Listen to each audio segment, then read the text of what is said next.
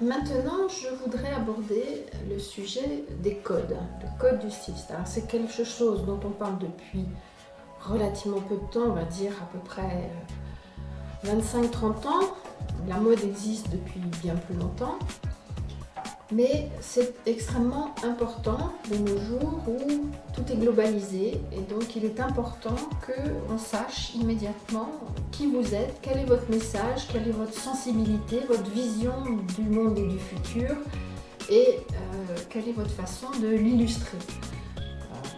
Les clients ont besoin de se retrouver et d'utiliser vos codes à vous quand ce sont vos clients pour construire leur propre identité. Donc c'est devenu extrêmement important.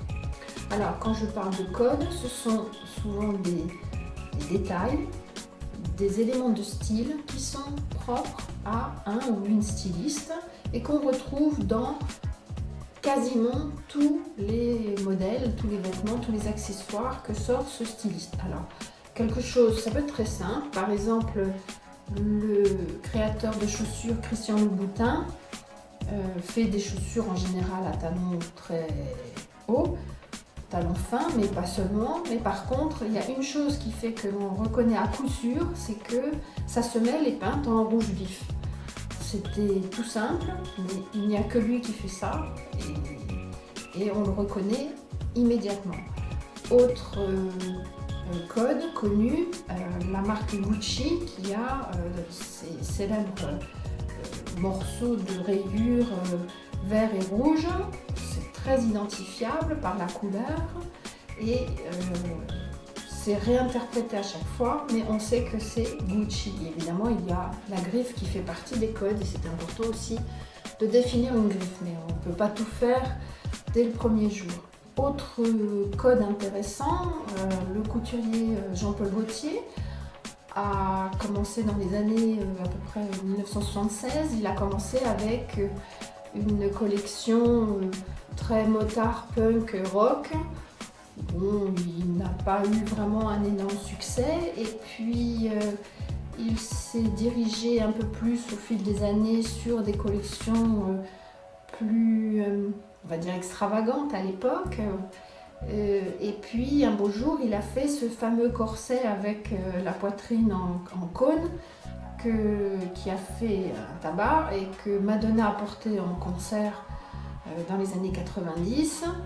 Et maintenant, c'est un des codes qu'il peut décliner à l'infini, reprendre même plus tard, puisqu'il a fait également un costume de scène pour Lady Gaga, qui n'était pas le même que celui de Madonna, mais qui reprenait les mêmes codes.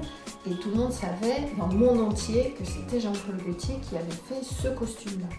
Donc, le code, c'est quelque chose qui doit être simple à utiliser, parce que vous allez l'utiliser dans toutes les situations pour tout et n'importe quoi. Donc, il ne faut pas que ce soit quelque chose de compliqué ou qui ajoute un coût important à la production de votre création. Quelque chose qui vous correspond pour une raison de famille, que sais-je, et qui soit vraiment facilement identifiable. Et là, c'est très important dès le départ de commencer à vous poser la question de votre ou vos codes. Il peut y en avoir 2 ou 3, en général, il n'y en a pas qu'un seul.